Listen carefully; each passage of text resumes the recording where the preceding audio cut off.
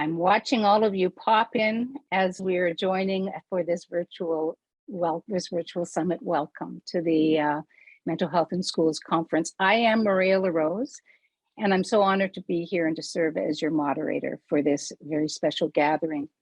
And I gratefully acknowledge and respect the Matsqui, Kwantlen, Katzie, and Semiahmoo First Nations people on whose tradition I live, I play, I work, and whose historical relations with the land continue on this day.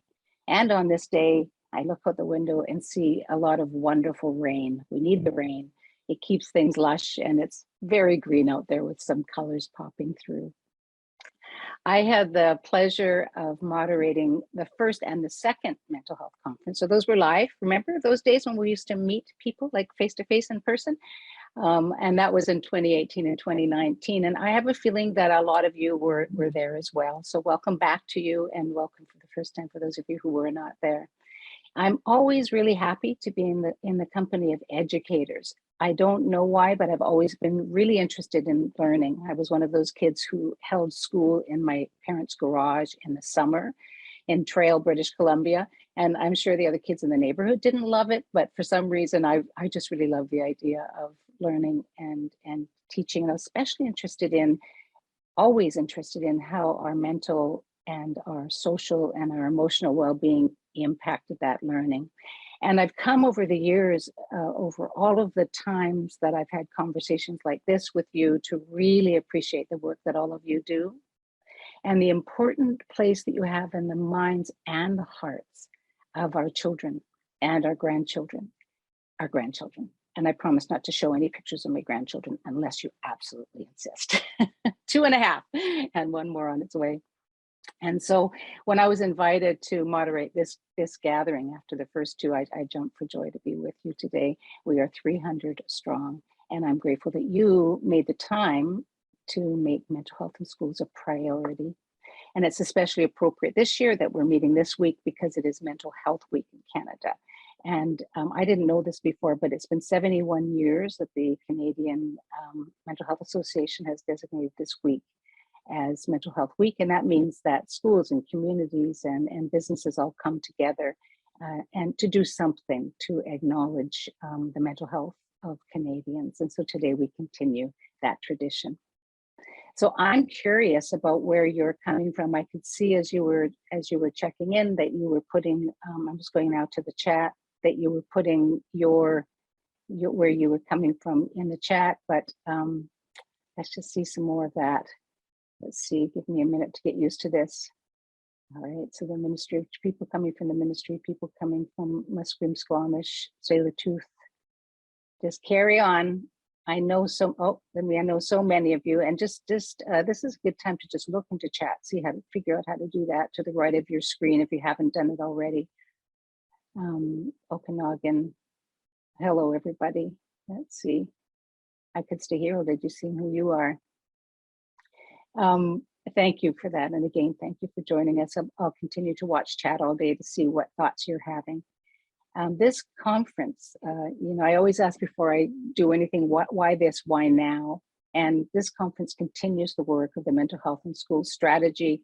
The theme, of course, is mental health in the classroom this year, and the focus is embedding mental health throughout all learning environments, so everybody's conscious of it. And over the next technically two half days together, we'll learn more about the state of mental health and well-being for children and families, and of course the adults in the system as well, from a variety of perspectives. We'll be looking at and hearing about the latest research related to mental health and well-being in schools. We will share some practical strategies, which is always great. And we will be inspired by innovative initiatives that are going on right here in British Columbia. I wish we could hear from all of you about that, because I know that you are all working on really interesting initiatives in your own districts. Of course, too, we'll hear from young people themselves who are involved in their communities and their schools to create safe spaces for all. One of the things that we created for you today is what we're calling a note catcher. Here's mine right here, a note catcher. I don't know if it's focusing.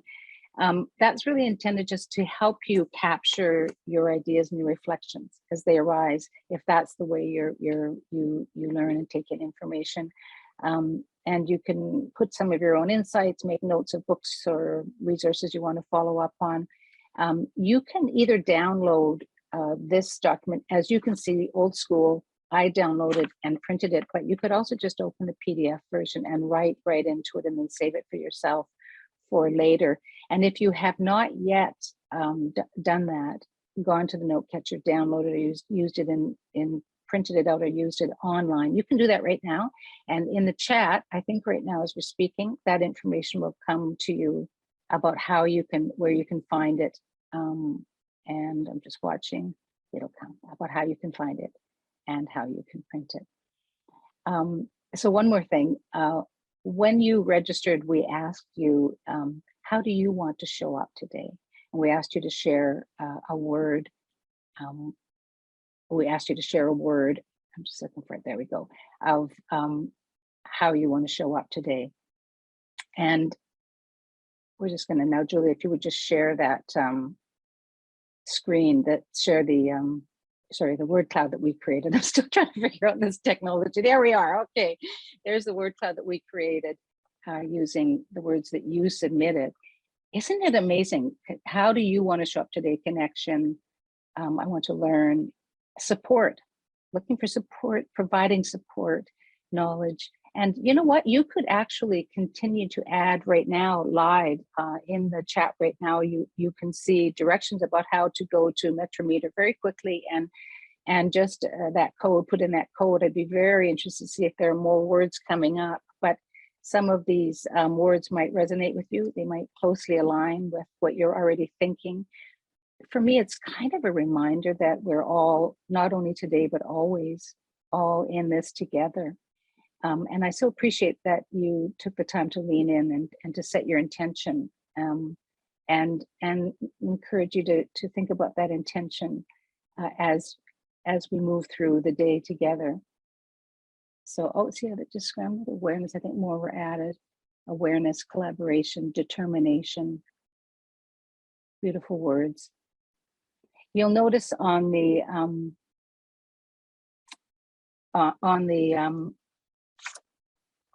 second, we notice on the what is this called again? Capture. That the first question is about your intention, and we all know that really to be able to set an intention, to stay with an intention, that it's really important to stay focused and to be present. Not always easy to do when you have a lot of screens going at the same time, but that's the most important thing for today, for us to be able to, absorb for ourselves internally in our hearts and in our minds what's going on. And with that in mind, we have set aside some time for all of us to get grounded, to really come together as a community and to do a grounding activity. And here to lead us in the activity is one of the keynote speakers from today. Many of you know her. She's Dr. Vanessa Lapointe, and she is waiting on the sidelines to join us to help to ground us. So please welcome Dr. Vanessa Lapointe. Thank you, Maria. And it is absolutely my honor to be joining all of you today. 300 strong. That's a lot of big people out in our province who are decidedly here to champion children. And if I think about who it is that's here today, in the number of children, present, past, and future that you represent, that's an extraordinary number. So on behalf of all of those kids, thank you for showing up the way that you do and the way that you are. Thank you for showing up here today. And what I'd like to do now is welcome you into your minds and into your bodies and into this present moment so that you can be very available to receiving all it is that's coming your way over the next couple of days. As I was preparing for this, I got to thinking about the role that each of you have out in our world and the idea of mental health, particularly at this time in our history. And it occurred to me that there's a couple of things that are very key in order for all of us to be able to remain grounded and present and available to the work that is in front of us. One of those is to accept the understanding that all there is this moment, and this moment is perfect. All there is this moment, and this moment is perfect. That we are constantly receiving in front of us exactly what it is that is needed or good for our souls in terms of our own growth and development. In the wise words around us, it's about being here now. The other piece that's really important is to be able to connect in a way that's fueled by compassion with the children who we are championing. And sometimes, in order to connect with those kids, we are well served to connect with the versions of ourselves that were once those children. I often say we are all the ages that we have ever been, which means that even though you're all walking around in the world in grown-up bodies now, within you lives the experience of all of the ages that you have ever been. Your 2-year-old self and your 4-year-old self and your 9-year-old self and your 12-year-old self and your 15-year-old self and your 19-year-old self, all the way on up to present day.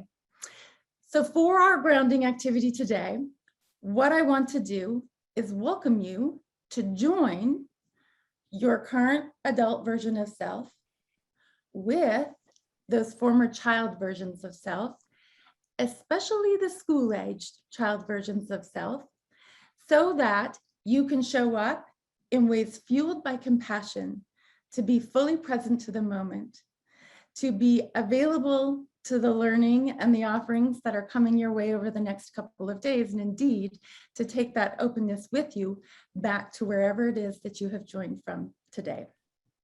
With that, I would invite you just to take a big deep breath and sit quietly wherever it is that you're joining from today, and take a moment to become aware of your surroundings. You just want to sit and really think about where it is that you are located in space and in time. As part of grounding ourselves, it's often helpful to be aware of some of our physical environment. So feel your back touching the chair that you're sitting in. Feel your clothes on your body. Take a minute to hear as many different sounds as you can hear. Feel the air in the room. And know that just for now, just for a few short minutes, there's no place that you have to go, and there's nothing that you have to do. You get to just be here now. You can close your eyes if you haven't already done so, and become aware of your breathing. Feel the air as it comes in and the air as it goes out. If you have interrupting thoughts, that's okay. The important thing is just to notice them and let them pass by, kind of like the sentences going across the bottom of the TV screen on a program announcing the weather. Allow them to pass. As you continue your breathing, you can hold on to your consciousness as much as you want, or you can let go in ways that you know allow you to relax. You learned to hold on and to let go as a child, and you know just exactly how much to hold on and how much to let go. You learned that perfect balance when you were an infant. You learned to breathe in, hold on long enough to get oxygen to all your blood cells, and you learned to let go and feel the air go out.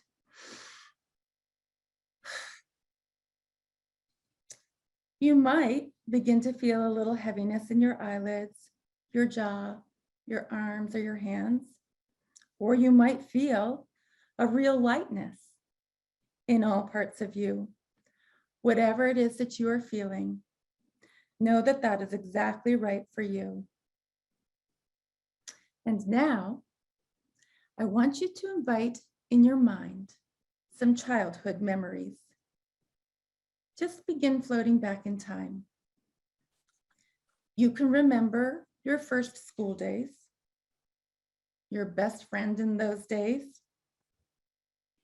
You can remember a kind teacher, or maybe a kind neighbor. You can remember a house you lived in right before you started school. What color was that house? Now remember what it was like to start school. What did it feel like for you on that day? What was it like in your house when you started to go to school? Do you remember your very first day of school? Do you remember going to a new school and being nervous? Do you remember starting high school?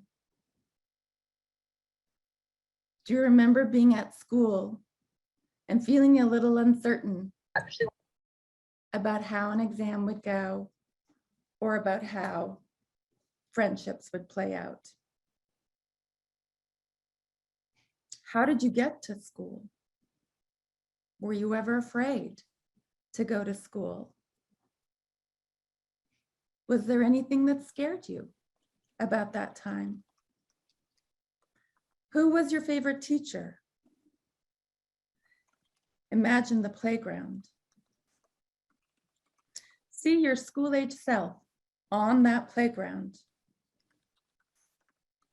What are you doing? What are you wearing? Walk up to your school-age self and imagine you two could become one. Now you're your school-age self, looking up at grown-up you. You see grown-up you as a gentle and wise person. Hear your grown-up voice saying warm and kind things to school-aged you. Little school-aged me, you can be who you are at school. You can stand up for yourself and I'll support you. It's okay to learn to do things your own way. It's okay to think about things and try them out before you make them your own. You can trust your own judgments. You need only take the consequences of your choices. You can do things your own way, and it's okay to disagree, because I love you just the way that you are. You can trust your feelings, and if you're afraid, you can let me know. I want you to know that it's okay to be afraid and uncertain. We can talk about it. You can choose your own friends. You can dress the way the other kids dress, or you can dress your own way. You deserve to have the things that you want. And I'm going to want to be with you no matter what. Now, at school-aged you, feel whatever it is that you feel. If you feel like hugging grown-up you, then you can do that. And slowly let yourself become your adult self again. Tell that school-age child inside of you that you will be here for them from now on. They can count on you. And be aware that you have just reclaimed your school-age self. Start walking forward in time. See your high school. What color is it? See your high school best friend. Hear a favorite teenage song. Walk forward in time into your early adult life. See the house that you live in now. See the room. Experience where you are right now. Wiggle your toes. Feel the energy come up through your legs. Take a deep breath. and make a sound as you exhale. And feel yourself fully present, restored in mind, in body, connected with the child version of self, connected to the students that you represent, and connected to the learning that is coming your way. Be here now.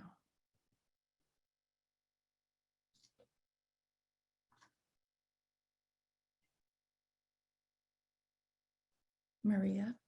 Mhm.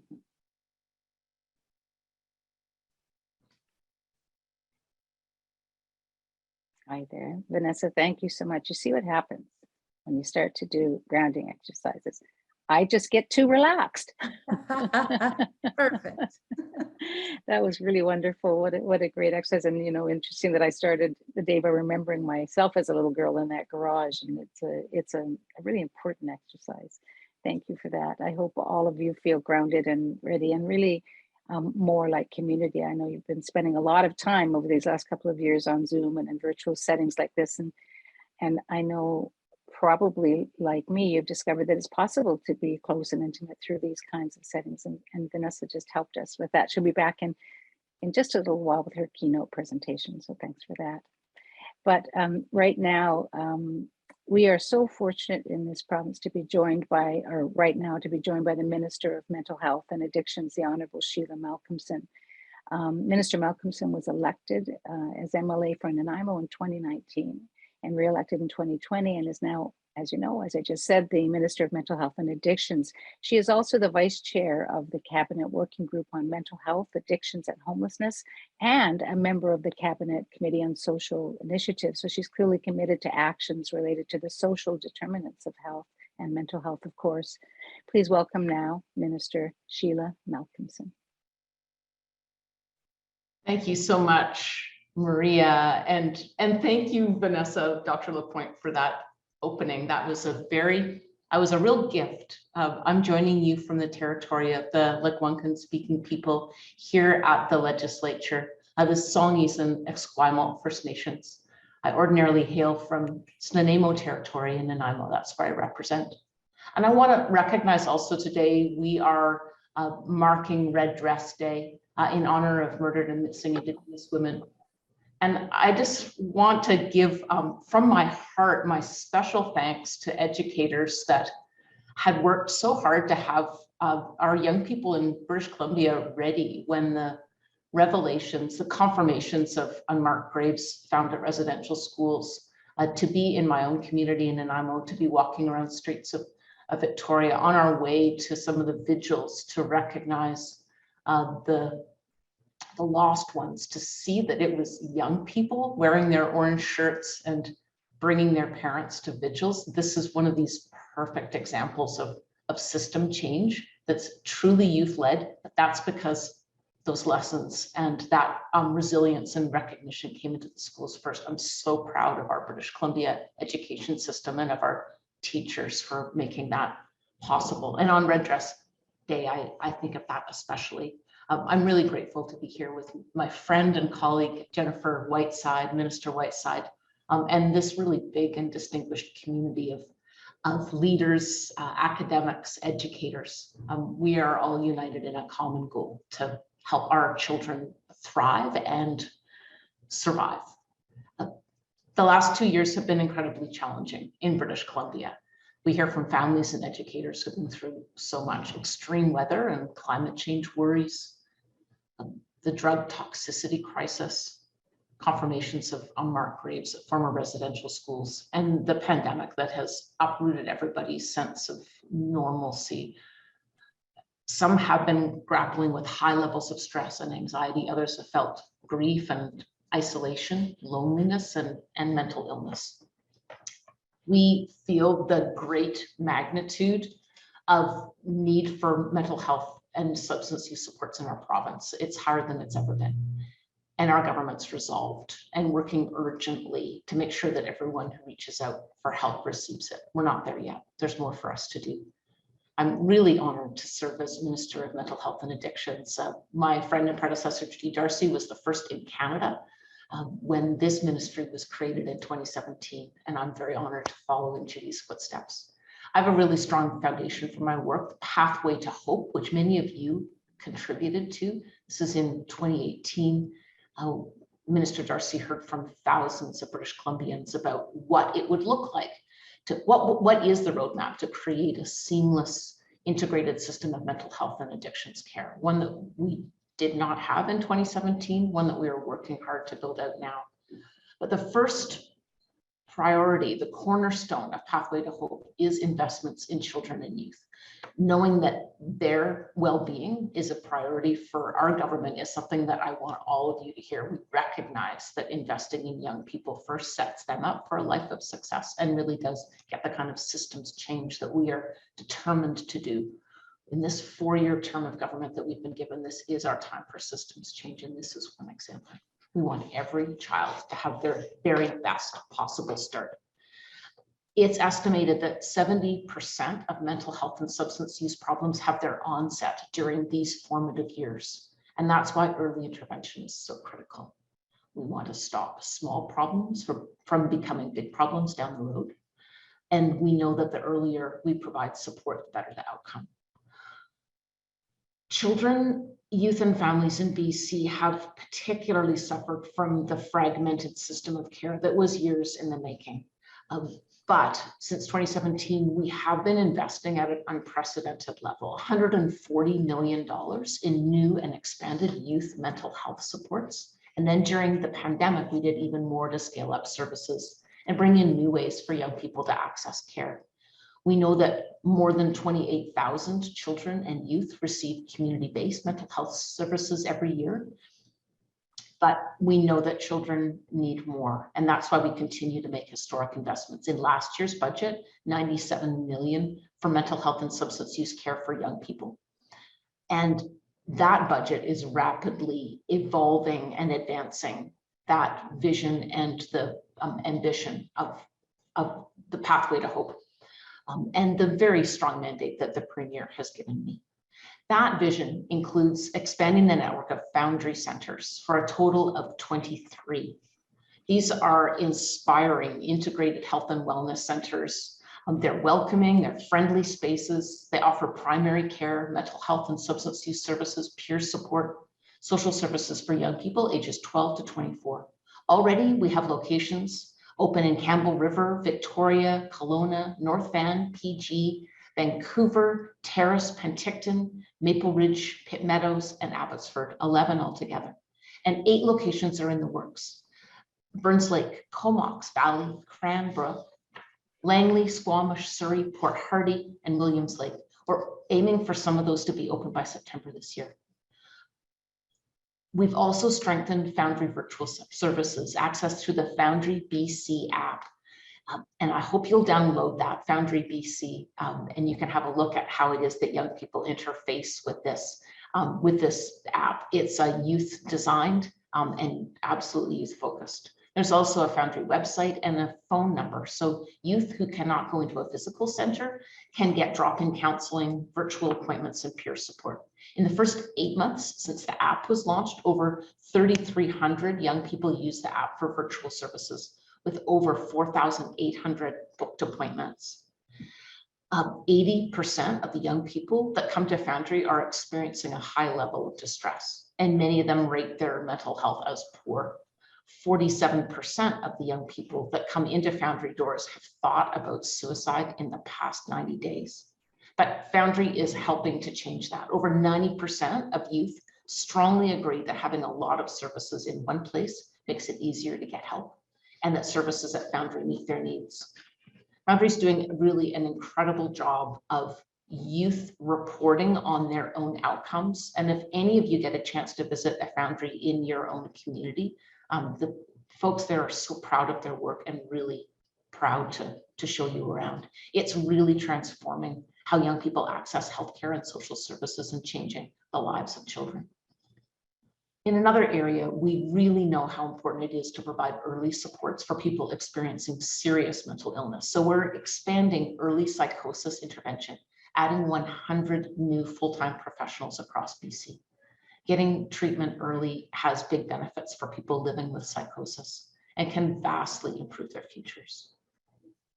We've also increased funding to support youth living with eating disorders. It's a life-threatening mental and physical illness, often misunderstood and particularly experienced by young people.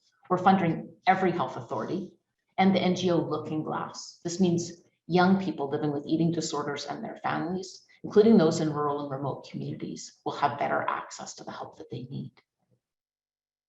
In another area, we're also doubling youth addiction treatment beds, adding 123 new publicly funded substance use treatment and withdrawal management beds to increase availability in every health authority. This is in addition to the 20 new substance use treatment beds we opened in Chilliwack at the Traverse facility in 2020. We also know how important it is to bolster support for youth in school. That's why we're working with Ministry of Education to provide nearly 175 million for mental health support. The mental health in schools strategy embeds mental health and substance use programs in the education system. Over the next 2 days, we'll hear how this strategy is helping to build resiliency, skills, and knowledge. I am so eager to hear about the challenges that educators are experiencing, what you're seeing in the classrooms, and how our government can further support mental well-being in classrooms, hallways, and schoolyards. We all want to keep our children safe and well. And I recognize that there is a lot more work ahead of us, but through the collaboration of such a devoted community of practitioners and families like you, I'm confident that we will get there. I'm grateful for your work and attention, and I wish you all the best in your conversations the next 2 days.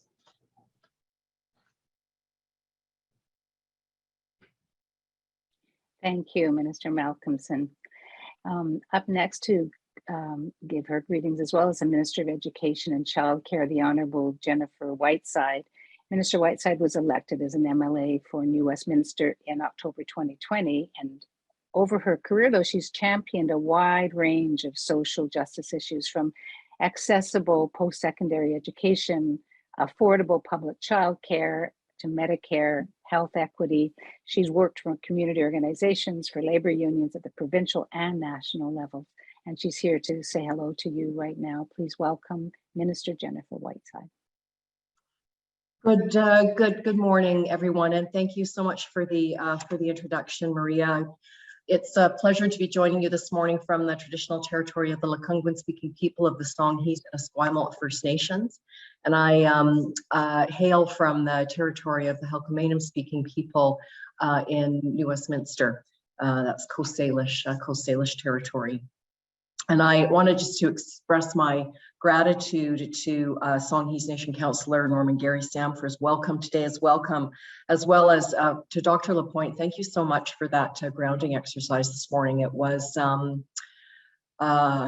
really, it's so important to take a moment to stop and breathe and connect yourself. And I appreciated the opportunity to do that this morning. And thank you very much, Maria, again, for moderating this important event. And I do want to really express my gratitude to all of you for coming together and sharing in this way over the next couple of days. All of the learning and the listening and the idea sharing to find solutions to the challenges that many of us are facing on a daily basis is so important to the work that that's happening across our K-12 education system. And it is so important to come together to share and sort through what we need to do, where we need to go, how we can better support students. I also want to thank my colleague, the Honourable Sheila Malcolmson, for all of the incredible work that she does, her advocacy, her tireless focus on improving and the mental health of British Columbians generally, and specifically her deep concern for what's happening with children and youth across our province. And we have, I think, as you know, a remarkable team in the Ministry of Education who work on this issue day in, day out, and who have helped to construct a really amazing couple of days for you to engage in today. Also, thanks to everyone joining the conference this week, Dr. Lapointe, Goldie, Hawn, Dr. Jean Clinton, Dr. Jillian Roberts, Phyllis Webstad, who will be really, really wonderful to hear from, Lisa Bayless, and of course, Dr. Gabor Mate. It's a very rich and nourishing experience that we'll have over the next couple of days. I think I need to start just to reflect a bit on the pandemic. And I keep saying every time I talk about this that we're really running out of adjectives to describe the impact of the experience that we have had collectively over the last more than 2 years now. Unprecedented just doesn't seem to really cut it anymore. But indeed, it has been that and much more. There has been extraordinary loss and grief and coming together and community building. I mean, it's been, I think, a real emotional roller coaster for everyone in our communities over this period of time. And the incredible work that has gone in through our education system to putting health and safety first in schools and to putting students first in the response to the pandemic in education has been really nothing short of remarkable. The understanding the importance of keeping kids connected to not only their learning, but to all of the other services and supports that they access through schools, the mental health supports, the food programs, the important social and emotional connections that happen at schools. That was really identified as a priority early on, and credit to our public health officials who worked very hard with in supporting all of our partners to ensure that we could achieve that. You know, I think we know that at the heart of every wonderful community is an incredible school that is a real hub where students come and they feel welcomed and nourished and inspired, and it's a place for also community coming together. We know that schools provide essential support for the academic, social, and emotional development of all students, and that they're such a critical part of our communities. And we also know how much families rely on schools so that their children get all of the supports that they need. You know, I know you're all familiar with the work that the BC CDC has been doing through their SPEAK surveys to really connect with British Columbians about how they're feeling about the impact of the pandemic and their experience of the pandemic. And what we've really learned from those studies is the incredible importance to family well-being as well, in terms of the role of schools in supporting continued access to schools. So that survey, their first survey in 2020, told us that 60% of households with children reported increased child stress, while 79% of households with children reported decreased connection with friends amid school closures and other pandemic response measures. And that really was speaking to the early part of the pandemic when there was the decision had to be made to close schools for a period of time. And it really, really helped frame the decisions around pushing so hard to make sure we had safety measures in place that would allow us to keep schools open during the remainder of the pandemic. And I think as we're coming out of it, starting to come out of the pandemic now, we realize that now more than ever, we need to prioritize the health and well-being of children and youth. There is no question that there are a lot of young people who have experienced stress and anxiety in their lives as a result of the pandemic. And I just really think about the students, the high school students in particular, who missed graduation, who missed so many of the important markers in their senior years of high school. That is something they will carry with them, of course, for the rest of their lives, this kind of unprecedented experience. And I think about the really young kids who have never, whose experience of school has been completely immersed in the pandemic, and how do those kids sort of transition into a different way of being in school.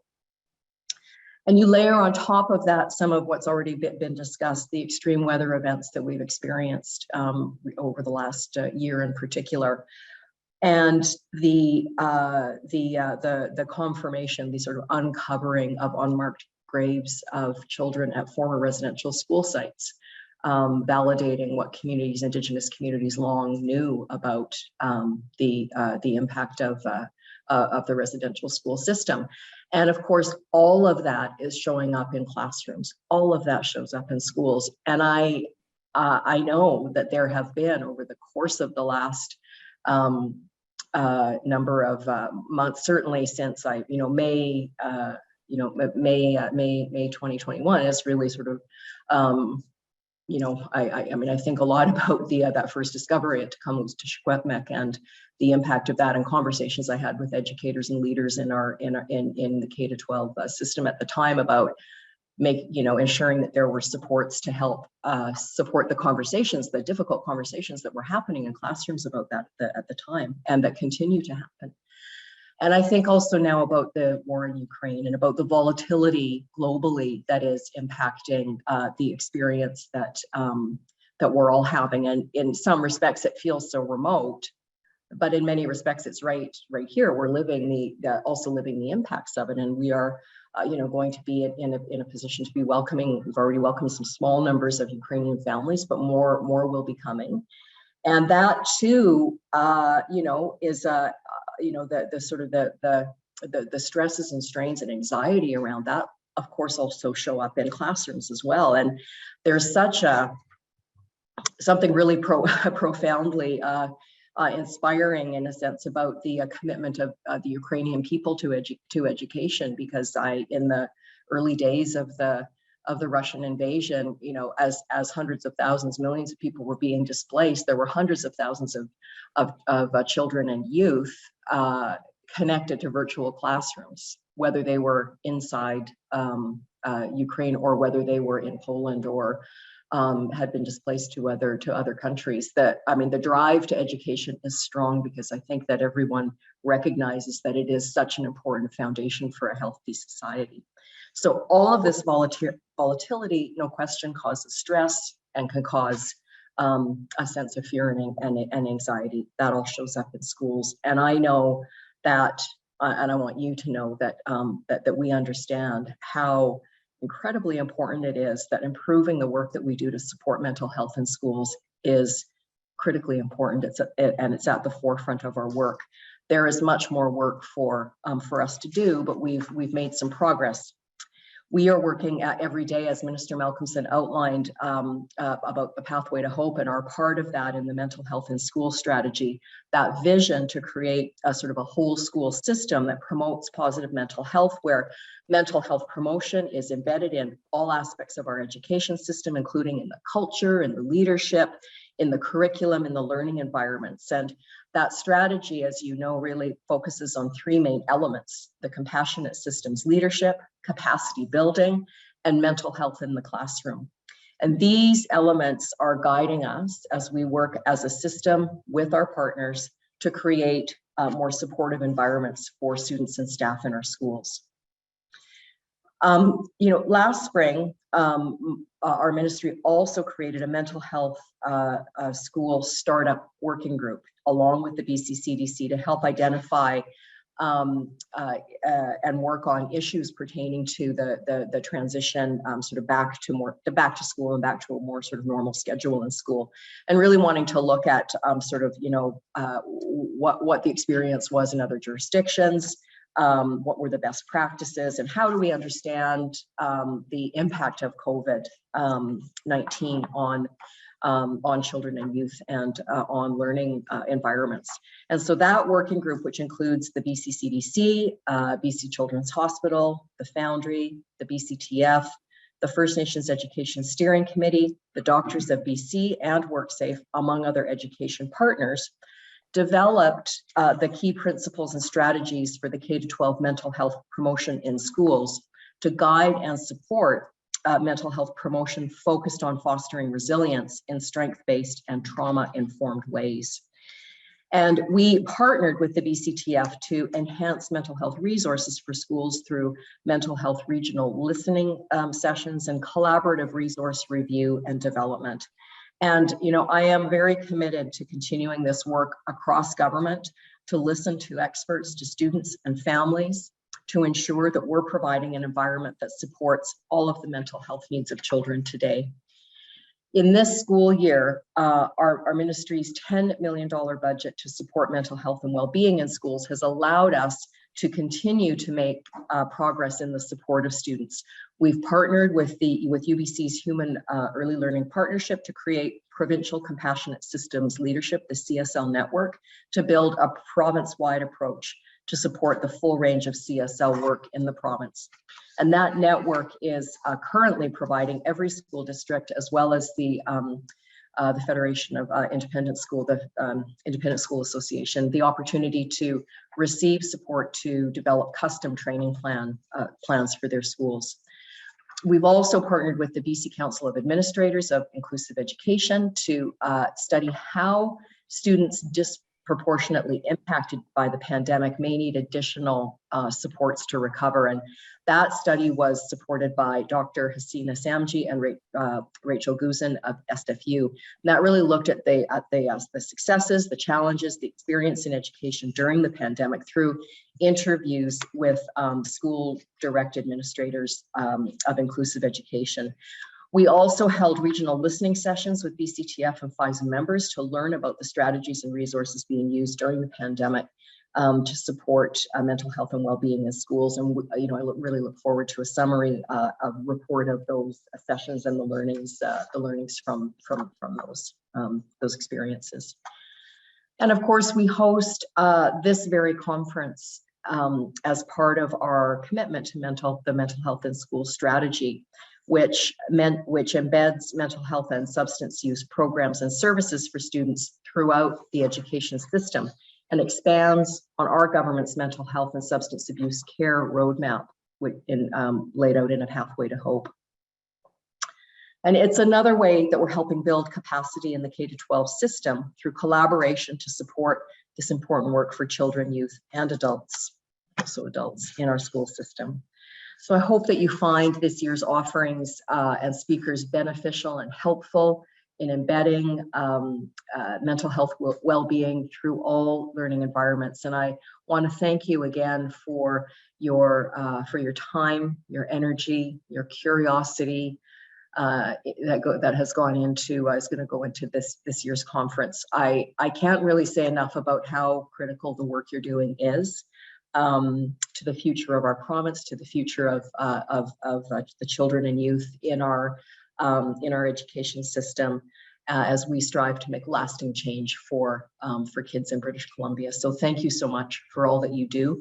Have a wonderful next couple of days.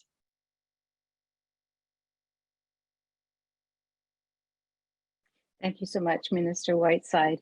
I was watching some people in the chat while Minister Whiteside was speaking, and one of the comments that resonated for many people was that schools are hubs, and the statement was, let's keep working together to make sure that we become even stronger hubs. And strengthening the mental health and well-being of schools requires really a collective effort, as you all know, and that includes teachers and school staff, families, students, and also community partners. And one of those partners over the years has been MindUp. For almost 2 decades now, if you can believe it, BC Ministry of Education and Childcare has been working with MindUp on the whole child, whole school, whole community transformation. And they support educators through resources and training, and also for families and for other adults as well. Well, the founder of MindUp joins us now to send her greetings as we embark on our time together. Here she is now, Goldie Hawn.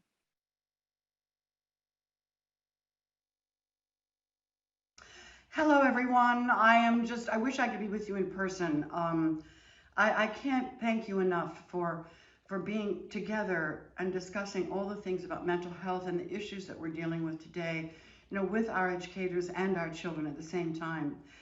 But the one thing I have to say, because I am a great lover of Vancouver, as you know, is if it wasn't for you, if it wasn't for the people in Vancouver, the school board, and all of you saying, let's go, let's try it, let's try MindUp. Because it was an idea that I had that I thought, how are we going to help our teachers and children create a better experience in the classroom for more mental health, for more joy, for more ways that children can learn better without the angst and knowing how to control their emotions, if you will, their negative emotions. In the meantime, I just want to say, if it wasn't for you and all of the acceptance of me coming there and doing something absolutely crazy, like putting all these different elements together in one program, not just one program on one subject, but taking all of the holistic issues around the brain and mental health and mindfulness and all of these ways of positive psychology to bring together for children their well-being and thus the well-being of our teachers. So I'm so grateful, and I'm really, really happy to be talking to you today, even though I can't see anybody, but I wish I was with you, because Vancouver is my second home. There's no doubt about it. Anyway, be well, have a wonderful conference today, and God bless all of you. Thank you, Goldie. Our first keynote presenter today, you have met earlier. She helped to ground us, Dr. Vanessa Lapointe, and she is an author. She is a parenting educator. She is a registered psychologist, and I know so many of you have seen her presentations in your schools or in your community, because she's been supporting families for almost 20 years. She's had experience in community mental health, and she is also involved in mental health in the school system. So she's here to remind us that even though sometimes the task of supporting the mental health and well-being of children and youth can seem daunting, the most powerful solution is always connection. And before she joins us, I just wanted to remind you that if you have any, or to tell you that if you have any questions as Dr. Lapointe is talking, could you put them into the chat? I notice some people are using the chat. Let me just tell you where you find that, just in case you haven't. On the right-hand side, you'll see the bubble, the talking bubble. I'm sure you know about chat. You've been on so many Zooms and things, but for this platform, look to the right-hand side of the screen and just click on, that thought bubble there. And there we go. So it says questions can be shared here. So the reason I'm asking you to do this is because I'll be watching your questions come in that way. And then after Dr. Lapointe has finished her presentation, I'll join her again and I'll ask as many of your questions as possible, at least try to pick out the themes. So please look for the chat. And as these questions emerge, yes, note them in your note taker, but please share them as well so that I can address them. So after all of that, and we'll be doing that with all of the presenters today, I'll repeat it again. After all of that, please welcome, joining us now again, Dr. Vanessa Lapointe. Thank you, Maria.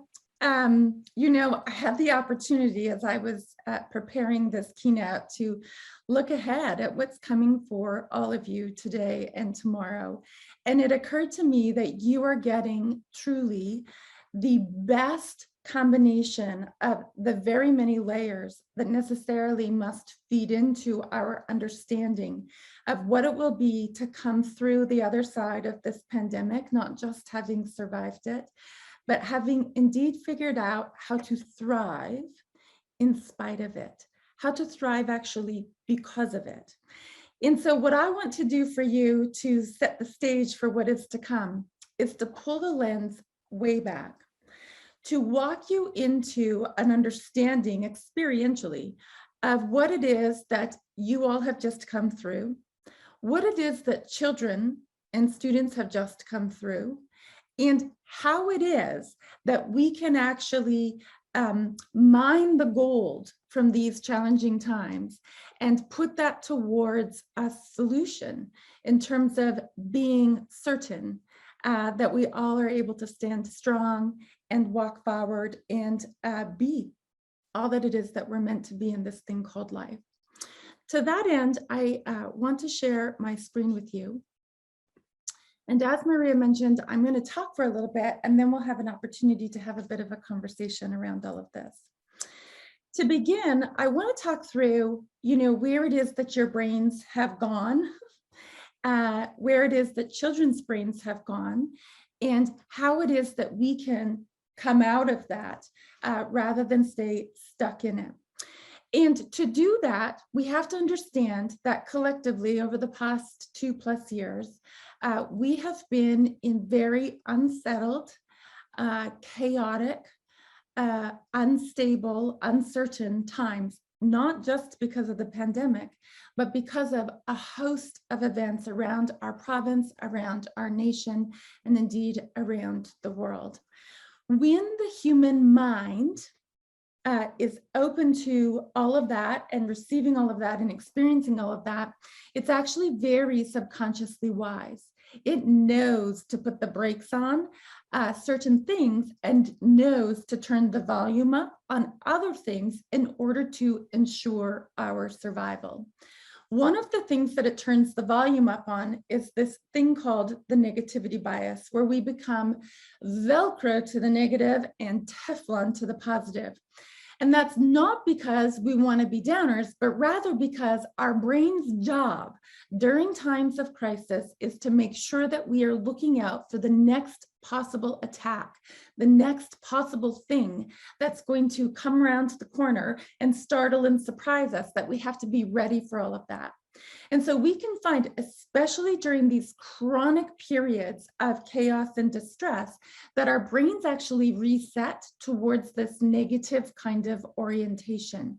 And I invite you to become aware of that within yourselves, and also aware of that as you interact with students, that this is basic human survival 101. And we are encouraged to begin to flex the other part of the brain that allows us to see that there is hopefulness, that allows us to see the incredible capacity for adaptation that each of us as human beings has within us. And at the heart of adaptation lies our space for resilience. And so when we can begin to walk out of this negativity, sometimes through nothing but sheer determination, we begin to step our way towards hopefulness and change in the other direction. Now, another thing that goes on with the brain, which is actually quite closely related to this negativity bias, is that you become hypervigilant. This is because your sympathetic nervous system has kind of turned the volume up. It recognizes that things around you don't feel entirely settled and safe, and it wants for you to be ready just in case. So have any of you noticed that you had changes in your sleep patterns over the last couple of years? Some of you maybe slept a lot more, and some of you maybe slept a lot less, or found that you had interrupted sleep.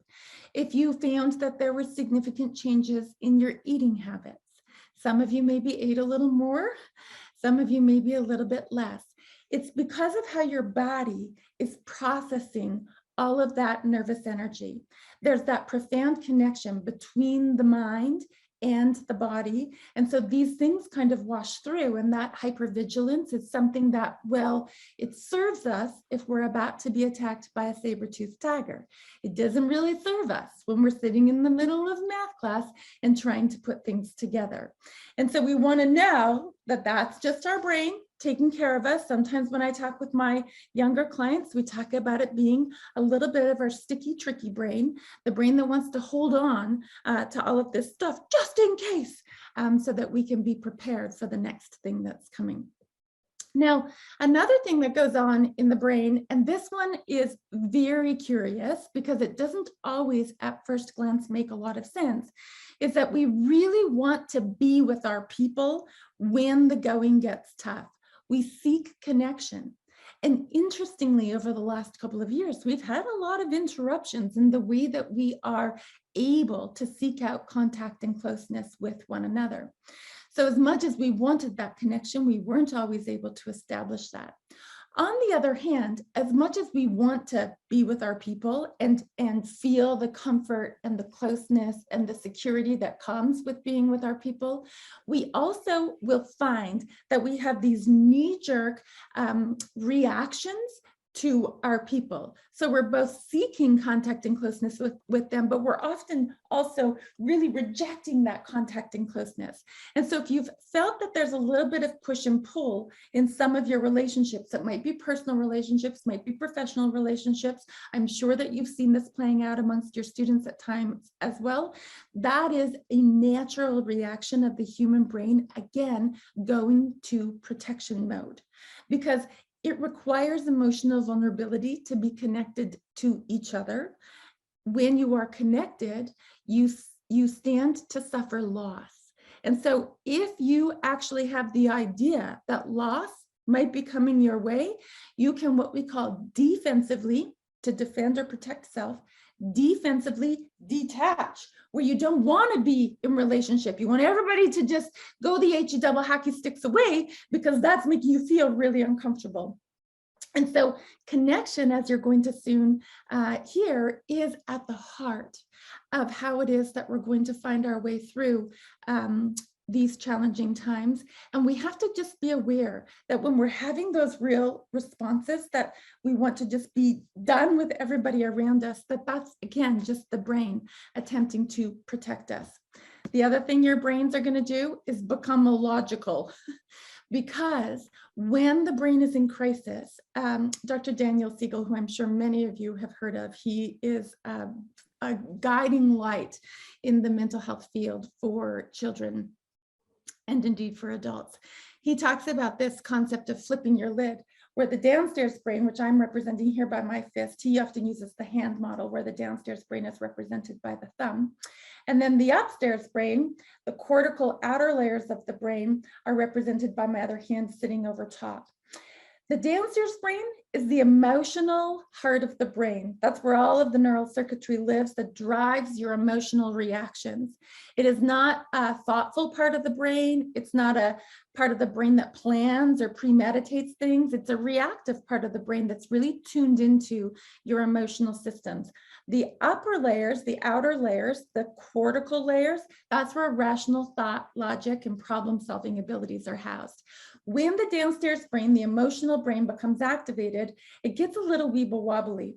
And everybody knows that the secret to a solid structure is a solid foundation. So when that foundation gets weeble wobbly, the problem is that we flip our lid. The structure no longer is solid. The lid is flipped. And if you remember what lives in the lid, logic, problem-solving ability, rational thought. So when you flip your lid, which by the way, does not mean it actually lifts off your brain. Somebody asked me that question once and I was like, no, actually, because you would die. That would be a very traumatic brain injury. It's just that it's ceasing to function. And you can become illogical. You can really struggle to problem solve, to put things together, to feel like you can grab words, to access thought. And because our adult brains can be absolutely at the effect of that. And for kids who do not have the benefit of experience to kind of buffer them against that, they can be even more at the effect of that. So we want to be aware. And then finally, we've got some behavioral Fs. 4 of them, in fact. And these are F words to be really aware of in your students because they are the go-to responses that will be happening when kids are alarmed and when you are alarmed. If you have an event playing out around you, whatever it is, and keep in mind that we've had these big picture setting events, but those things become kind of the foundation or sort of the setting background upon which our day-to-day lives play out. And so now somebody slams the door, somebody, doesn't do as you've asked of them or whatever it is, there's an event. And because the backdrop is kind of a heightened level of reactivity and anxiety, our interpretation of that event can go more quickly to alarm. And if the brain interprets an event as alarming, then the reaction will be fueled by one of the 4 behavioral Fs. You're probably very familiar with fight or flight because we tend to talk about that a lot. And fight can look like aggression that's outwardly directed or inwardly directed. It can also look like aggression that's physical and or emotional. So fight can come out in a lot of ways. Flight is you're going to get out of there, right? You want to get away from the saber-toothed tiger. And so flight can also be something that's outwardly directed and or something that is inwardly directed. We take flight inwardly by taking a leave of absence from thought and from the mind. Again, doesn't predispose us terribly well to being available as students to learning and or to being available to doing our jobs as the big people, as the grown-ups on the scene. Freeze is another F, and that is from the survival instinct to duck the radar and go unnoticed. So you really are frozen. You can't decision make, you cannot problem solve, you cannot move forward. Sometimes you cannot move, you become frozen in time. And flock is you want to get back to your people, which again is a survival instinct. The job of the baby monkey in the jungle when it hears some rustling in the underbrush is to get back to mommy or daddy monkey in order to survive. So we have an instinct to find our people. And you can see probably in your students, you know, sometimes that might show up as separation anxiety where they are really challenged or struggle to leave their close people, usually their parents and their family, to come to school. They might be challenged to leave you, to go out into the classroom or out into the playground or away from an adult that feels like a safe, secure base to them. They want to stay close because they're having a hard time feeling settled and sorted. And so this is, I mean, this is just a very quick look at some of the things that have been playing out in terms of how our minds and our brains and our bodies are responding to the chronicity of stress that everybody has been feeling over the last couple of years. And notably, there are not a lot of child psychologists around. We are a rare breed, and it turns out that the problem solving around the mental health challenges presenting in our children is something that we are going to need to navigate on the front lines. I once sat down and did the math to figure out how many hours a child spends in the presence of their teachers from kindergarten through to grade 12. And it's somewhere in the neighborhood of 19,000 hours. I also happen to know from my undergraduate days in the biopsychology lab that it takes about 3,000 hours for neural connections to be solidified and formed into networks and linked, at least in the simplicity of the Petri dish. What I'd like for you to know and feel empowered by and inspired by is that 19,000 hours, you may feel like the work that you are doing sometimes is just a drop in the bucket. But I gotta tell you, as somebody who talks with your students, as somebody who sat in the room with some of your students who are actually alive today because of one sentence that a teacher said to them in grade 4, the work that you are doing matters. And in those 19,000 hours, even if you only have a student for a fraction of that time, you can indeed make a world of change. You can be the person who sets that growth trajectory onto a new path and allows that child to be reconnected to the things that will enable them to become the biggest, best version of self. How are we going to do all of that? Well, we are going to focus on the magic of connection. You see, we're a social species, and what that means is that in order to be our best selves, we need to be in relationship. We need to be all about contact and closeness and making that meaningful and making it count, especially when the going gets tough. In fact, science shows us that the attachment system, if I can simplify it to that, which is that sort of network of neurons in the brain that becomes activated at certain times, will activate in one of 3 circumstances: when you are emotionally upset, physically hurt, or ill. And so you can see why so much of our systems have been yearning towards wanting to be more connected, both on a broader systemic level and also as individual humans, because we all have attachment systems that have been firing on repeat within our brains, and our brains know to seek that contact and closeness in order to find us feeling more settled and more grounded.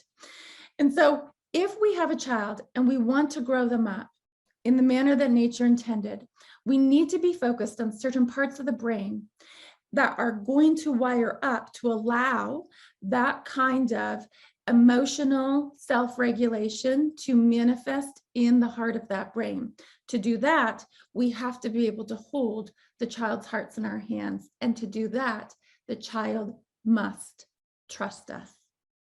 And so education, 19,000 hours at this point in our history necessarily involves figuring out ways to feel that connectedness with ourselves, with our students, with our communities, with our colleagues, so that the child can trust us to lean in, that we will be the providers of that contact, of that closeness, that we will make it safe for them to trust us, to put their hearts in our hands. And when they do that, it's as though we are granted this immeasurable access to the developing brain. And over the longer term, the research shows us time and time again that when kids have repeated experiences of being emotionally regulated in their external environments by adults who care for them, that this is the one distinguishing factor that sets them apart from other people in terms of how they will then carry on in life and the different, things that they will be able to accomplish and eventually be able to contribute back to their communities. Now, the obvious question is, okay, awesome, Vanessa. So you get to be connected to kids, you invite them to trust you with their hearts, and workshop's over. People often then have the question, okay, that's all well and good. How do we do that? And I would really love to tell you at this point in my career, 20 years in, and I'm 18 years in child raising of my own. I have literally worked with thousands of clients. I'd love to be able to say, hey guys, check it, because I've come up with a list. This is how you do it. And it's foolproof, it's a sure thing, and this is the way through. I don't have a list. And the issue is that when we ask, what do we do to make all of that happen, we're asking the wrong question.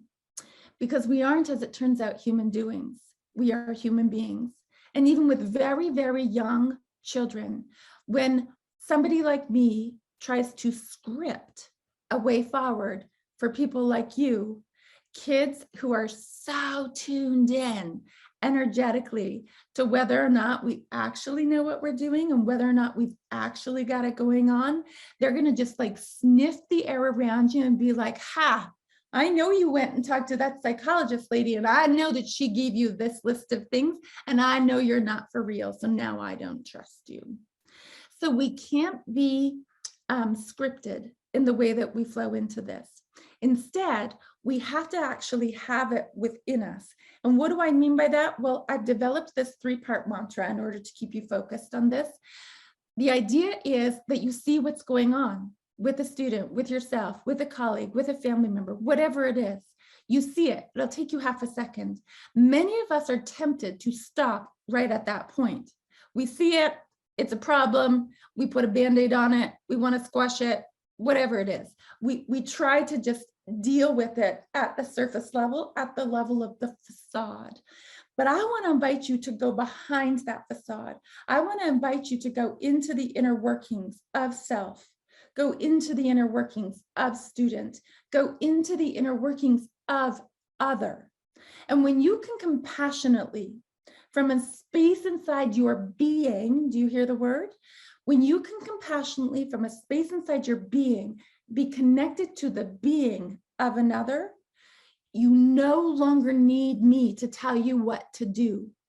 You see, the doing, the actionable thing, is going to flow from the being.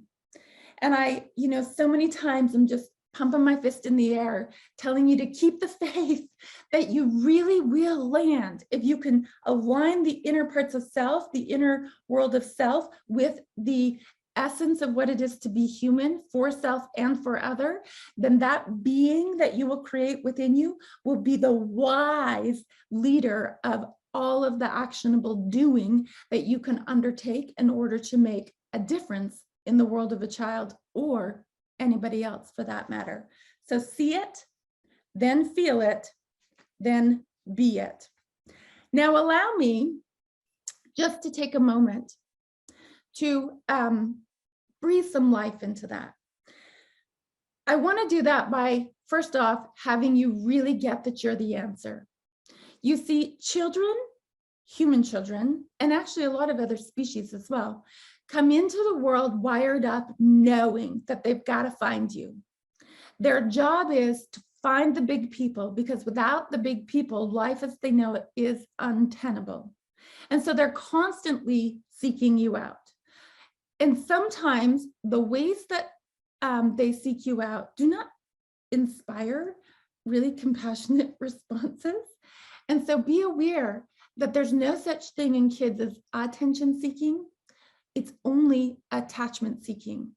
All behavior is communication. All they want is some kind of a connection so that they can make sense of their inner world, make sense of their outer world, and figure out a pathway forward. When kids are connected, they will be regulated. That's just how we work as human beings, because our most essential need, more important than as important as air, is the need for connection. Babies, you can feed them, water them, clothe them. If you do not love them, they will die. They need connection as a basic part of human survival. And so when we are in connection, it's like the antidote to stress. It's the antidote to the dysregulated brain. It's how the dysregulated brain, the emotionally activated brain, is settled down. When the child or any of us are in connection, we will be regulated. When the child is facing disconnection, they will feel dysregulated. I was speaking recently with a friend, a boy that's on the same sports team as my son's school sports team. And I happened to be able to give him a ride home after a game. And I got an earful in that car ride, as you often do when you have teenagers, and heard that this boy had been in a lot of trouble at school. And one of the premises, one of the suggestions that had come forward in terms of allowing him to remain at school as he was, on the cusp of being no longer able to attend because of some of his behaviors, was that he join a team sport. So this was the whole long explanation for why he was now playing on this particular team with my son. And I thought to myself, how incredibly wise of that administrator to realize how desperate this child was in seeking connection, and to plunk him down in the midst of this team dynamic with coaches as mentors, other lighthouses that can be in this child's life, and a team around him who will sort of uphold the behavioral code of the group. Now this child is in connection and much more likely to feel that sense of emotional regulation as a result, because when we are connected, our alarm systems, the emotional parts of us that can become activated, are brought to rest. And that is why human connection, as we come into this next chapter of our existence, is the ultimate solution. It will affect you and your students neurologically. It'll affect you and your students biologically. It will affect you and your students emotionally. It'll affect you and your students soulfully. Human connection, from a bird's eye view, from a wide-angled lens, this is where it is at. And as I looked forward through the plan of the speakers that are coming on today and tomorrow, I can see how this is woven through basically everything that you will be talking about. So let's breathe a little life into how you might put that into play. Some on the ground ideas. I don't want to feed you things to do, because I really want you to sit with the being of this and be thus inspired to fiercely step in whatever manner makes sense for self and for others. But I do want to give you a little bit of a sense of the essence of how this might play out. So what does it look like for kids? Well, one of the things is you got to just know, even if you have no idea what it is that's happening. You just know. You know, it has occurred to me over the years as I've sat in room with some of my clients. And yes, I have a doctoral degree and I went to school and I learned all the things that one's meant to learn in order to become a psychologist. Having said that, the number one thing that gets me buy-in from the kids and the parents that I work with is the ability to just know, even when I have no idea. I know we'll find a way through. I know that there is an answer. Maybe I don't know exactly what the answer is, but I know that I'm capable of sourcing it.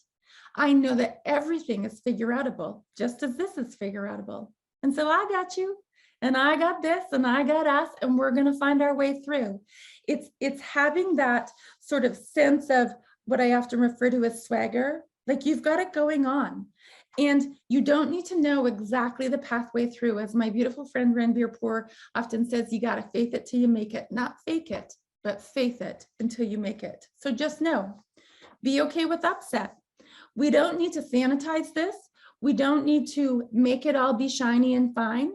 We actually need to sink into it and be okay with the upset, knowing that wherever there has been challenge, there will be opportunity for growth. And our job is to create a big invitation for all of that to flow. And we do that by allowing that expression of upset to land in the eyes, ears, mind, heart of a caring big person that can hold space and that can provide that connected touch point.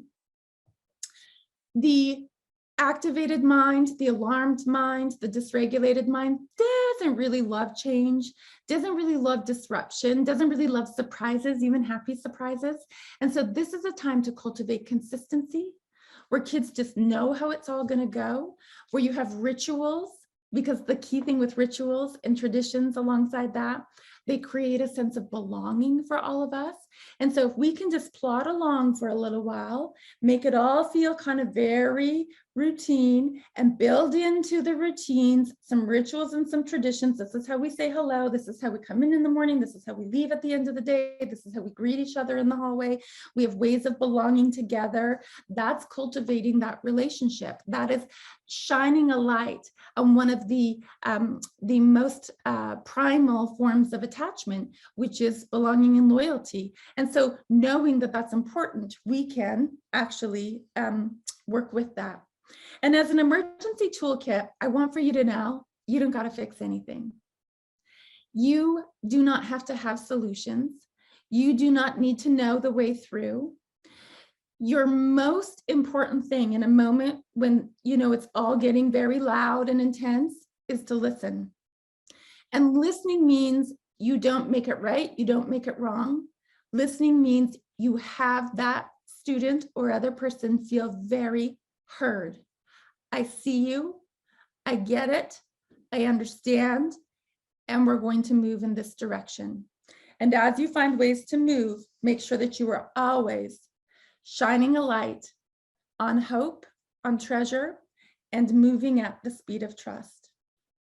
Now, finally, I want you to know that it's not just the kids that need championing right now. We have to, as grown-ups, in order to grow kids up, we've got to grow ourselves up. So it's important for us to be mindful of the idea that we must regulate ourselves also. To do that, you've got a few things that you can come through on for you as well. I want to encourage you to ride the waves of your emotions. If you don't let yourself hit the bottom of those feelings, and we so often want to anesthetize out of the big feelings, if you don't allow yourself to hit the bottom of those feelings, then you never get the bounce back. You never get to ride the full wave back to feeling settled and sorted and joyful and happy and hopeful again. It's like a ball that falls to the earth. It must hit the ground to compress and then bounce back. So ride the wave. There's no such thing as a bad feeling. All feelings are legitimate and need to be felt all the way. I have this beautiful colleague, Teacher Tom is his name, and he talks about how the cry needs to be cried all the way. So you're going to ride the wave. You're going to remember to breathe. The breath is everything, especially in moments when we're feeling really undone. Just sit and take 5 deep breaths and see how it counteracts the responsiveness of your sympathetic nervous system. Know that you're going to drop the ball, and that's okay. You're going to get yelly shouty, or you're not going to be super compassionate sometimes with self or with others. And so you're just going to have a lot of grace for yourself in this, knowing it's been a tough ride. You're going to watch your thoughts and challenge yourself. I always say, be like a third eye hanging out over your own mind. Does that thought work for me or against me? And if it's not working for me, then can you come up with a new thought, a new story? Understand that whatever lenses you are looking through are coloring your experience right now. Perception is everything. Listen, guys, all of this is about how our minds are processing it. So perception is at the heart of everything. And when you change the way you look at things, the things that you are looking at also will change. So challenge yourself in that direction. One of my favorite things to suggest when the going gets rough is get outside. Number one, it's free. Number two, it's accessible to everybody. And finally, we know from the science that it has an extraordinary impact on mental health and well-being, as does physical exercise. Also, free 99. And we know from the research, one of the most potent interventions when it comes to anxiety, 30 minutes of elevated heart rate activity per day. And then find your connections, because at the end of the day, connection is indeed everything. And it is the way that we will come out the other side, not just having survived, but actually thriving. Maria, I would love for you to join me and let me know what's been going on in the chat, and if we've got any questions coming in, and what it is that's on people's minds. Thanks so much, Vanessa. I'm really energized. Way to start the day, that's for sure. And one of the things that struck me is you're totally right about the weaving of, and people in chat, by the way, are saying thank you. The weaving of the next 2 days, how we're going to double click on a number of the things that you said. And somebody said couldn't stop taking notes. So they were taking notes and not writing questions. So you can continue to post your questions now, because you can see that my attention deficit is just enough that I can read your questions and talk to Vanessa at the same time. So please keep adding them now. Yeah, you know what? It's interesting. One of the first questions that came in is my questions. Before I get there, I wanted to say that one of the things that we are going to be double clicking on over the next 2 days is this question about the adult in the room. And Lisa Bayless, who many of you know, will be talking about the difference between empathy and compassion, which you touched on. And also Gabor Mate will be here to do the Gabor thing and to talk to us more about what's happening for us and how we can best support ourselves to be what we can be to help children be the best they can be, as you said. Because that is one thing that jumped out at me immediately, and it is the one that's coming up in questions, and that is this be a safe space to give that kind of advice to teachers. And I know you meant all the adults who are watching, but let's stick with teachers for a minute, because they are in the room all of the time. They are absorbing the stress contagions and the happy contagions, and they are not therapists. They are not clinicians. So the real question is, if you could give some examples from what you've seen, of what is the best way that somebody can support teachers, or teachers can support themselves in that role. Yeah, and you know, that's such a brilliant, I love that idea of contagion, because as much as we think often about energy being kind of this, you know, airy-fairy, psychobabbly kind of thing, if you've ever walked into a room where two people are at odds with one another, you will know that energy is real because you feel it in the air. So to be a teacher on the front lines, I mean, to be in schools, period, right now, where all of this is hanging heavy in the air, and you breathe in energetically that air day in and day out, that's a big thing for us to be talking about. One of the things that my mind immediately goes to is the concept of boundaries in a different form than what we often think about them as. And the idea that I can be available to holding space and still have a closed boundary. Many of us don't have closed boundaries. We have these very sort of open boundaries where we feel what another feels, as opposed to witness what another feels. And I know when I was a brand new therapist, working alongside child protection in the province's child and youth mental health program, I really had to figure out quite quickly how to have that boundary feel a little bit more closed in order to be able to show up for my clients, to not be at the effect of their emotions. And so one of the ways that I think is helpful to kind of figure out how to get that boundary to remain closed is to understand that with a focus always on hopefulness and a focus on where there's challenge, there can be growth. We think about what's happening for a child in this moment as something that's happening for them, not to them.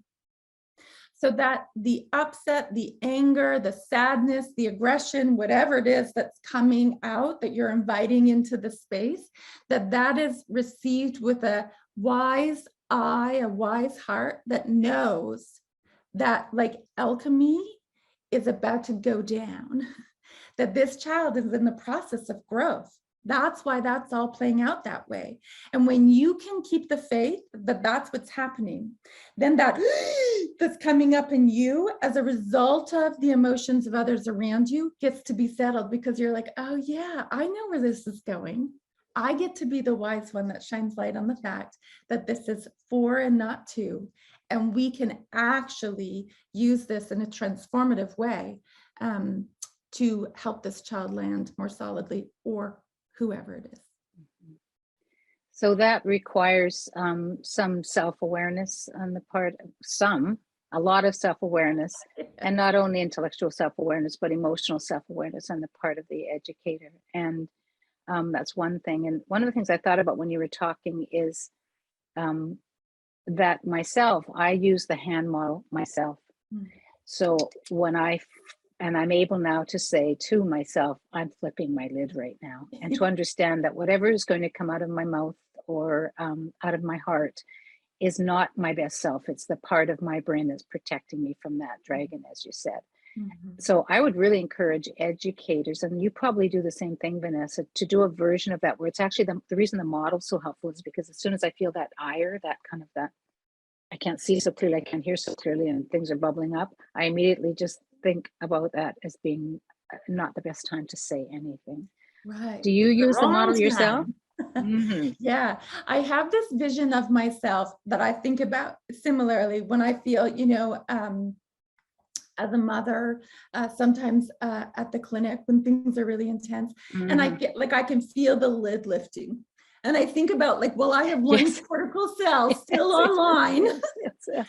I'm going to do what I call a graceful exit stage left.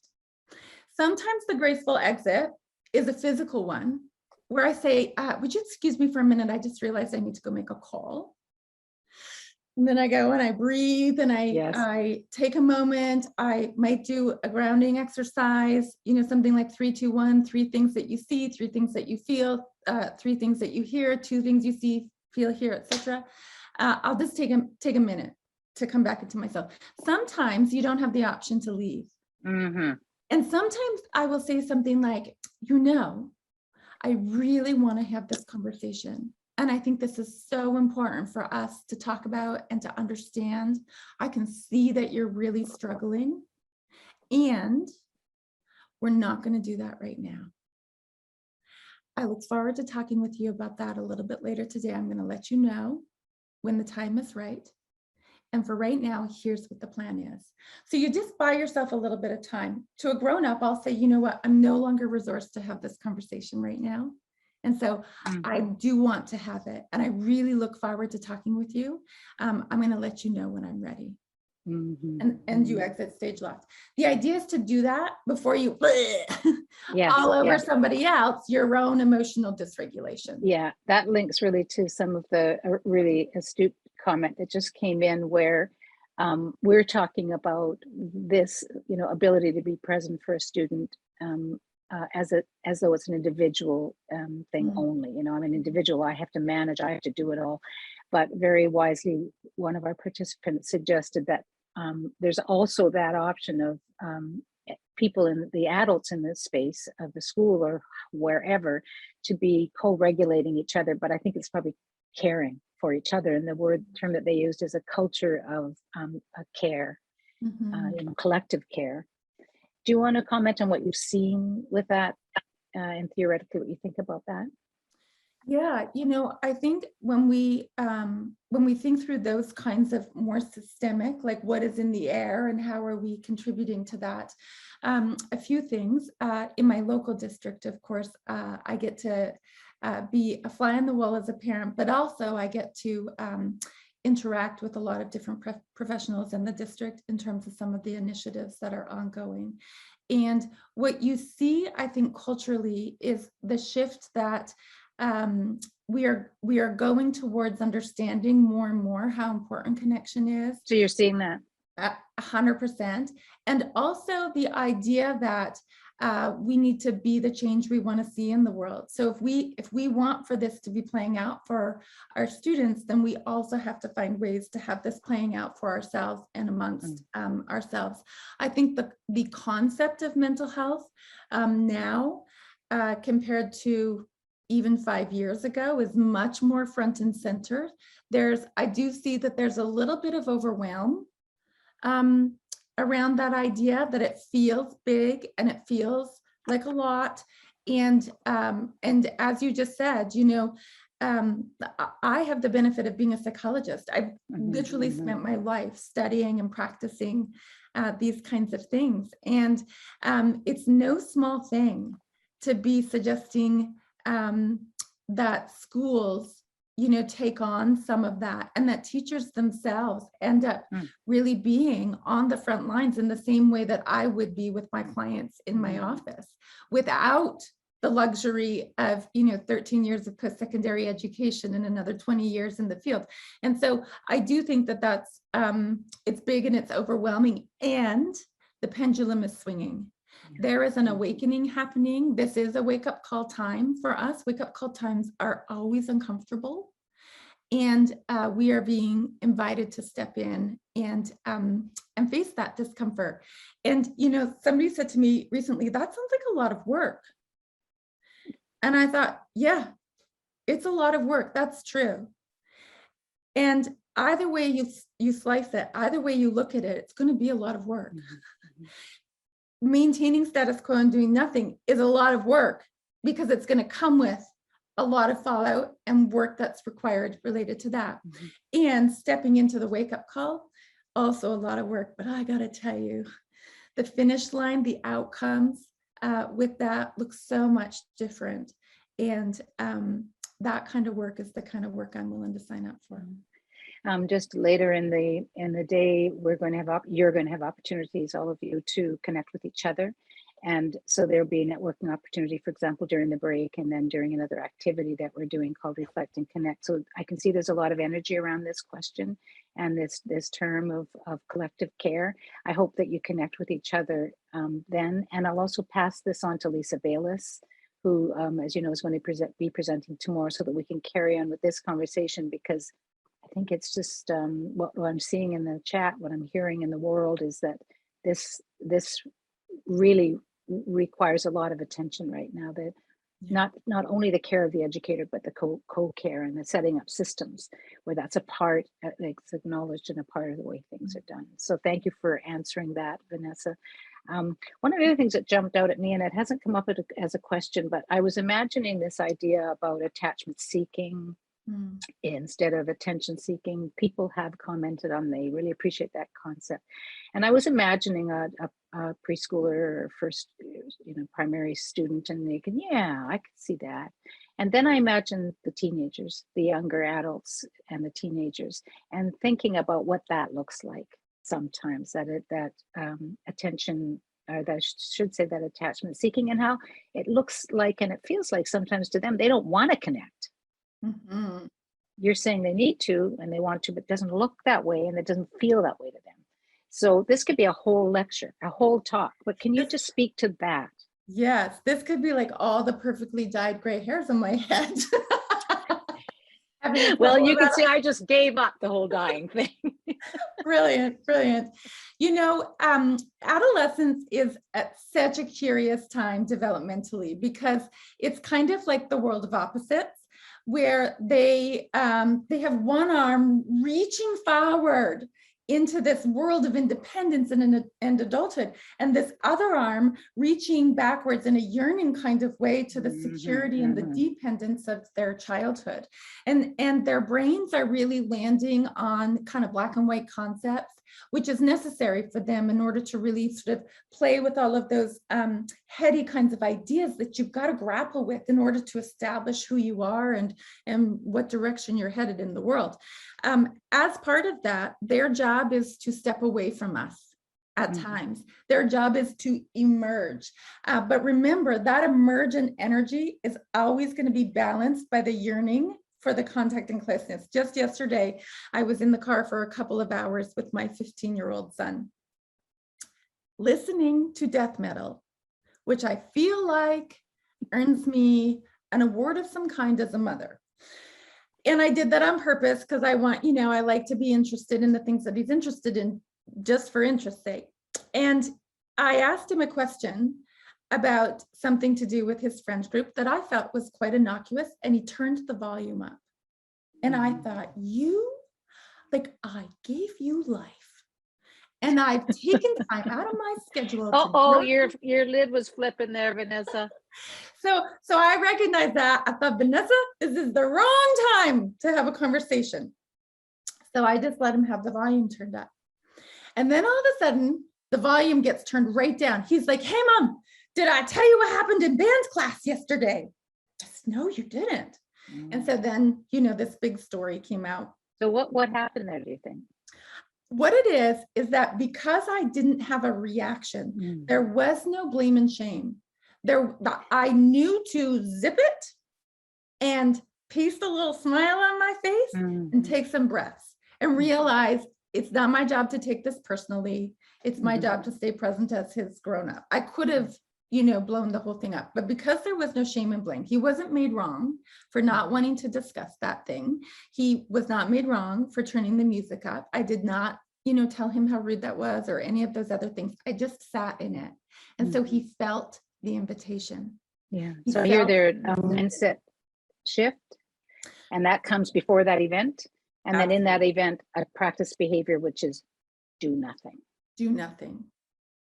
And in the classroom, of course, there's a whole other dynamic because that might happen in the midst of other students, and there's a stress contagion and all of that. So that's probably that's another piece. But so thank you for that story. I have a 3.5-year-old granddaughter, and already she started with me saying this, Nona, when I do this, it means I don't want to talk about that anymore. So I love she's her. already setting her.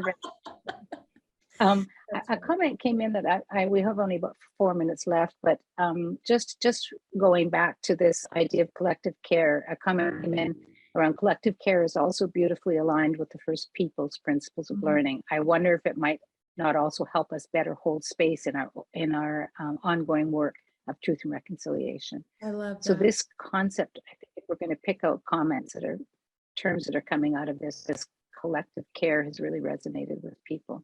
So even in the story it's told, if you're all alone, always with that adolescent who's really going through time, it's a lot harder than if you're in a community of care. That's right. Yeah, somebody said, I recently learned of a soul cafe model frontline healthcare workers in Ottawa created through government grants. It's a place to reconnect with each other, co-regulate. So it's another example of this culture of care. Yeah. One of the other things that I wondered about is that not all children and youth and adults came out of the pandemic and the other things that you mentioned worse. There were some students who actually came out with more connected to their learning, for example, and emotionally feeling better. How do you explain that? Yeah, we have seen that. We have quite a large number of children that we see in the clinic, and in my communication with people even out in community who are practicing, this has been, so we're calling it the K curve, because there's, kids that are doing better and kids that are actually doing worse.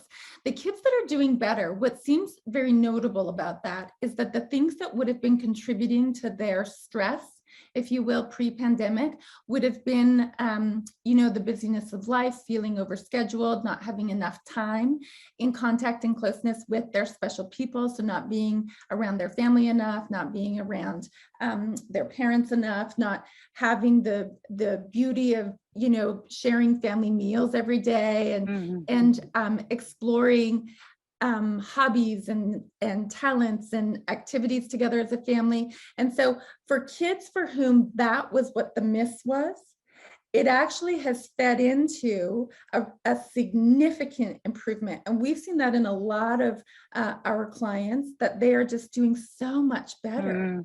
That going back to basics was actually the return to kind of natural existence that those kids needed in order to have the reset. And in order to just take a big old deep breath, push the pause button, let the brain reorganize, let everything kind of come to rest.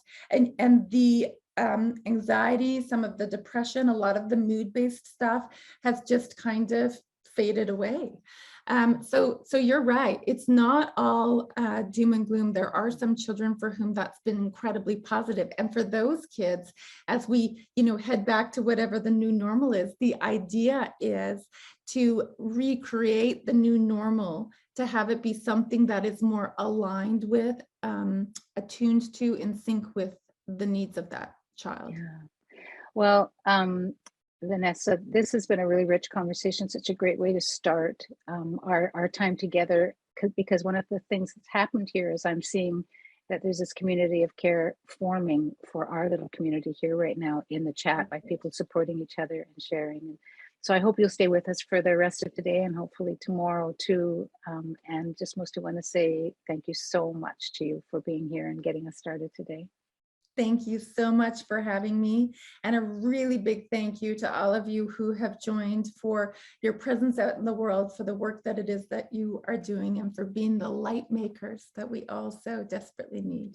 Great term. Thanks so much. Thank you. I've noticed too that people have you've continued to introduce yourselves with your own territorial acknowledgement. And before we go to break, I just wanted to make a very special introduction. It's my honor to introduce to you now Norman Garry Sam, who serves as a councillor for the Songhees Nation. And he is here actually to do an official territorial acknowledgement. Hello, Norman, and take it away.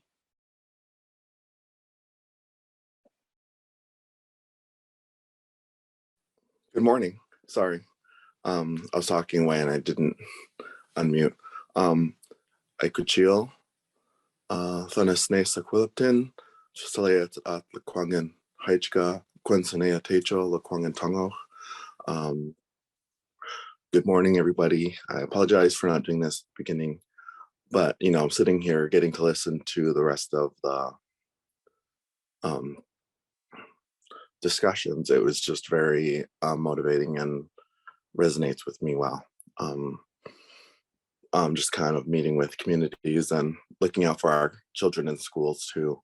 I just heard some really, really valuable points in that, and those questions, just talking about, you know, being together, children needing that healthy environment to grow. And, you know, in our schools, you know, the teachers have a lot of work in doing that. And, you know, we're so busy focusing on our children that we need to focus on ourselves a little more too, because there's still, you know, in this day and age, room for lateral violence from boards of directors tables or any forms of leadership, you know, that shouldn't be allowed. And children or other adults might not be encouraged to ever speak up against that. So, you know, especially today, you know, I'm here in this mental health conference. There's also a march for murdered and missing Indigenous women happening in 15 minutes. And, you know, it's just going to be heavy feelings in Victoria. And yeah, I just wanted to thank you guys for allowing me to be here this morning and to listen. Hajka Siyam.